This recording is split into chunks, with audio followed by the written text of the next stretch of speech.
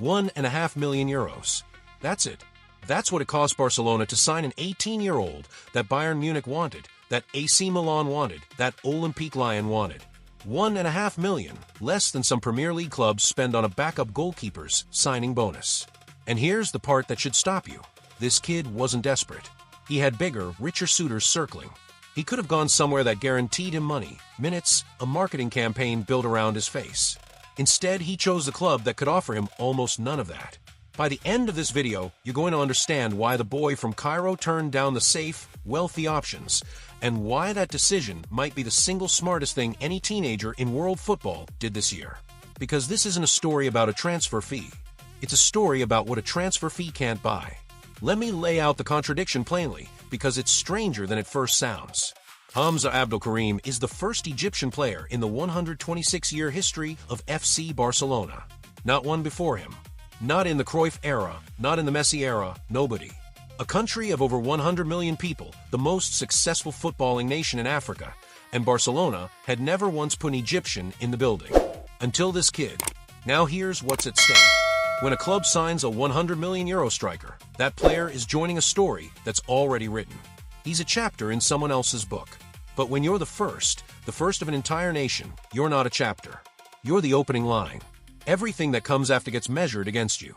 So the question the whole football world quietly asked was, why him, why so cheap, and why Barcelona over the clubs that could pay more? And here's the rehook, the thing that flips this entire story. The clubs chasing him weren't small. Bayern Munich, Milan, Lyon, reported interest from Feyenoord, Sporting, Bologna. This wasn't a kid nobody wanted settling for what he could get. This was a kid everybody wanted, choosing the one option that made the least financial sense. Hold that thought, because it's the key to everything. To understand why this is remarkable, you have to understand the era we're living in. Modern football has become a shopping mall. The richest clubs on the planet, the state-backed ones, the ones with bottomless ownership, don't develop stars anymore. They buy certainty. They wait until a teenager proves himself somewhere cheaper, then they write a check nobody else can match and skip the risky part entirely. Talent has become a product you order once it's ripe. Think about it. The path for a gifted African teenager used to be simple and brutal. Get spotted, get sold to the highest bidder, disappear into a reserve squad, and hope. For everyone who made it, 10 vanished. The money clubs collect prospects the way you'd hoard lottery tickets. Buy enough of them, and one might hit. Now into this world walks an 18-year-old from Cairo who does the one thing the system isn't built for. He doesn't chase the biggest check. He looks at the richest, safest options, and he reads them correctly. He sees that at a club that buys certainty, a kid like him is depth, insurance, a ticket in the drawer. And that's the trap almost every young player falls into. The money feels like validation. It feels like the dream. This is where Hamza's story stops being ordinary, because he understood something most players twice his age never figure out. He didn't come from nowhere, but he came from somewhere the world wasn't watching. Hamza Mohamed Abdelkarim Salim was born on the 1st of January, 2008, in Cairo. He joined the Al Ahly Academy in 2020, 12 years old, walking into the most successful club in African football history after passing trials. And here's an honest detail to highlight reel's skip. This wasn't a straight line. His football education actually wound through international schools, including a stretch at the International School of Kuala Lumpur and the American International School in Egypt.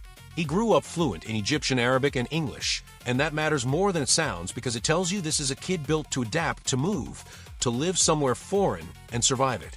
At Al Ahly, he did something that put his name in the record books before he'd even started. On the 6th of February, 2025, at 17 years old, he came on as a late substitute against Petrojet and became the youngest player to represent Al Ahly in the entire 21st century. He beat Ramadan Sobhi's record by 9 days. 9 days. In a club that's produced generations of Egyptian icons, this kid edged past all of them for that particular line in history. But, and here's the honest part, that was basically it at senior level. One league appearance, a handful of cup and continental games. He wasn't tearing the Egyptian Premier League apart. His real evidence was at youth international level, where the numbers were genuinely absurd. At the U17 setup, he was scoring for fun, 3 goals across the 2024 UNAF tournaments, winning titles, dragging Egypt to a U17 World Cup. So when Barcelona came calling in the winter of 2026, understand what they were actually buying. Not a proven product, a bet, a profile, a feeling. Which brings us to the decision that defines him. On the 1st of February 2026, Barcelona announced it. A loan from Al Ahly until the end of the season with an option to buy. Barça Athletic, the reserve side. Not the Bernabeu Lights first team unveiling. A quiet move to the youth and reserve setup in a foreign country, in a language he was still learning. Think about what he walked away from to sign that. Bayern Munich, the biggest club in Germany, a machine that had just won everything again. Milan, 7 European Cups of history. Lyon, a proven launchpad for young talent. Any of them could have offered a cleaner financial deal, a bigger salary, a louder welcome. But here's what almost nobody noticed at the time, and it's the detail that reframes the whole move. The deal wasn't smooth. It nearly collapsed. Al Ahly demanded he sign a contract extension before leaving on loan, and Hamza and his father rejected it. The transfer flickered from done to canceled to done again. Reports had the player himself insisting the deal go through despite serious media pressure back home trying to keep him. A 17 going on 18-year-old, pushing back against the biggest club in Africa, refusing the safe extension, forcing his own move to the reserve team of a club that couldn't outbid anyone. That's not a kid being sold. That's a kid choosing. And then he justified it. He made his debut for Barca's Juvenil side on the 8th of March, 2026, and scored. Across his lone stretch, the numbers that mattered came. 6 goals in 11 matches with the youth side. Not headline-grabbing, but exactly enough. Enough that on the 10th of June, 2026, Barcelona did the thing everyone with a calculator questioned. They triggered the purchase option and made it permanent. Initial fee, 1.5 million euros, plus performance bonuses that could climb toward 5 million euros. A 3-year contract until June 2029.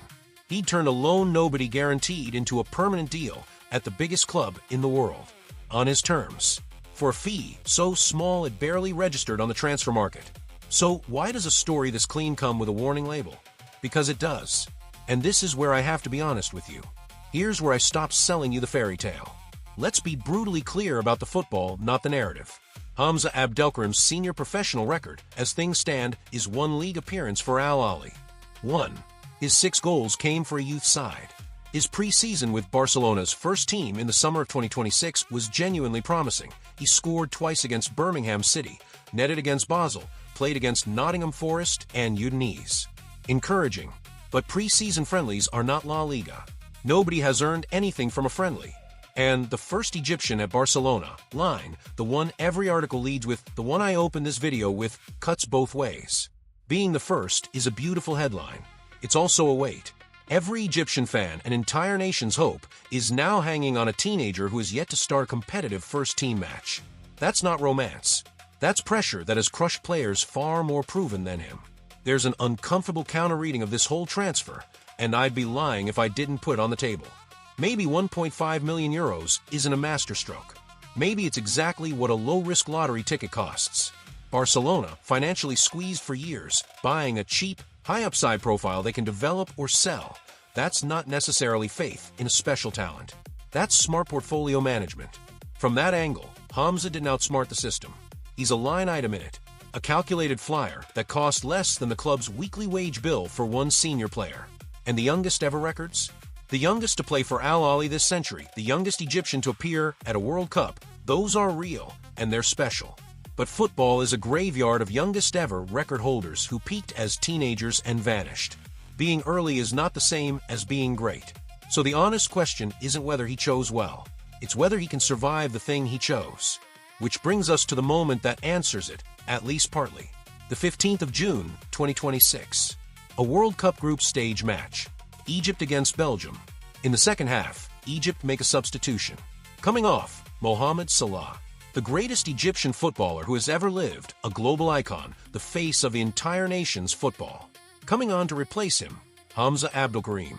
Sit with the symbolism of that for a second. The old king walks off. The teenager walks on, and in doing so becomes the youngest Egyptian player and the youngest Arab player ever to feature at a World Cup. 18 years and 165 days old. He'd made his senior international debut just weeks earlier, on the 28th of May, as an 86th minute substitute against Russia. And now he was on a World Cup pitch, literally taking the field from Salah. Now, resolve the paradox with me. The question this whole video was built on. Why did he choose the club that couldn't pay him over the clubs that could? Here's my answer, and I'll defend it. because the rich clubs were offering him money, and Barcelona was offering him meaning.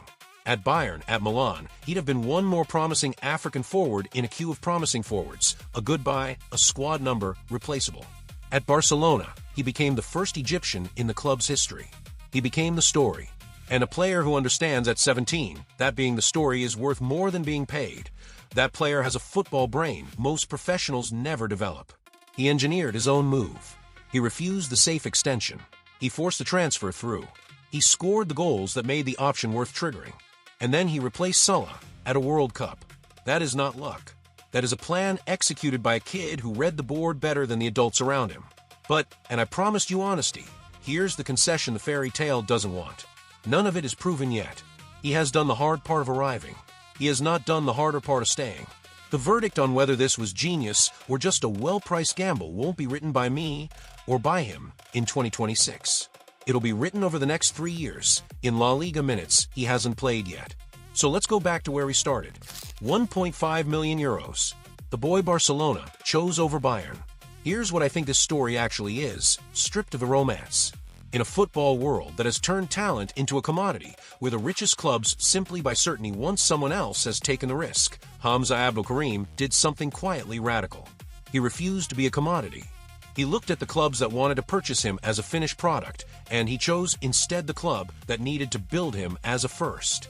That's the paradox resolved. In a market where everyone buys talent, the only real path to becoming a legend is to be the one nobody could simply buy. The one who was chosen by a club that needed him as much as he needed them. He understood that at 18. Most players never understand it at all. Will it work? I genuinely don't know. He could be the first great Egyptian era at Barcelona, or he could be a lovely footnote, a trivia answer, the first Egyptian at the Camp Nou, and nothing more. Both endings are still on the table, and anyone who tells you they're certain is selling you something. But here's what I keep coming back to.